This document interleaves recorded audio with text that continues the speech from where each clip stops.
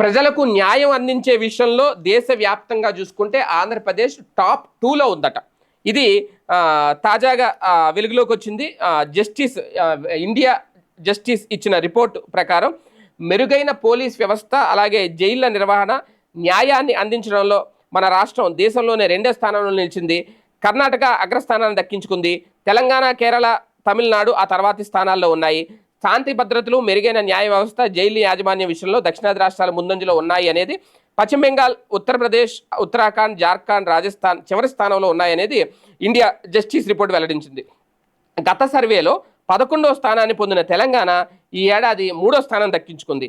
గతంలో 5వ స్థానంలో ఉన్న ఏపీ ఇప్పుడు 2వ స్థానానికి వచ్చింది.